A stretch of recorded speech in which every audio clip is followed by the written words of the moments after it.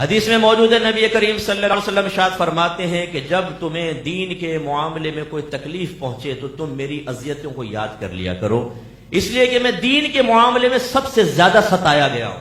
تو بس میرے بچوں، آپ کے گھر میں تنگ دستی ہے، پریشانی ہے، چھوٹا گھر ہے، روڈیں ٹوٹی ہوئی ہیں، کبھی گھر میں پانی نہیں ہے، کبھی کھانے کو نہیں ہے، آپ کے پاس سواری کے لیے کوئی چیز نہیں ہے، تو کبھی دل میں شکوہ بیدار نہ ہو، کبھی آئینہ دیکھتے ہوئے یہ نہ کہیں اللہ تعالیٰ تو نے مجھے ایسا کیوں بنا دیا، ایسا کیوں نہیں بنایا، اس لیے کہ اللہ کی ذات بے نیاز ہے۔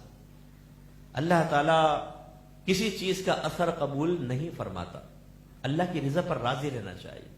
اس نے اپنے حبیب کو 13 سالہ مکی آزمائشوں میں مبتلا رکھ کر قیامت تک کے مسلمان کو سمجھا دیا کہ جو اللہ کا محبوب ہوتا ہے وہ اتنا ہی زیادہ آزمائشوں میں مبتلا کیا جاتا۔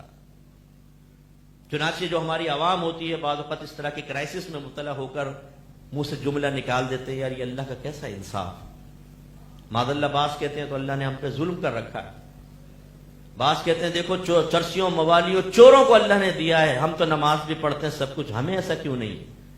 ایسا ہرگز نہ کہیں۔ کیا میرے آقا صلی اللہ علیہ وسلم نے کبھی زبان اقدس سے کوئی اس قسم کا جملہ نکالا؟ نہیں۔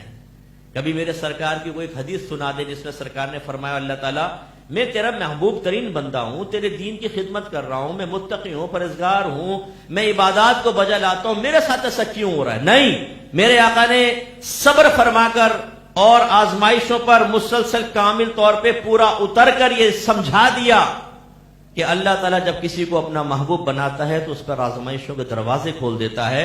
اس وقت اس محبوب کو چاہیے کہ وہ یہ جملہ زبان سے نکالے کہ میرا محبوب جس چیز پر راضی میں اس پہ راضی ہوں۔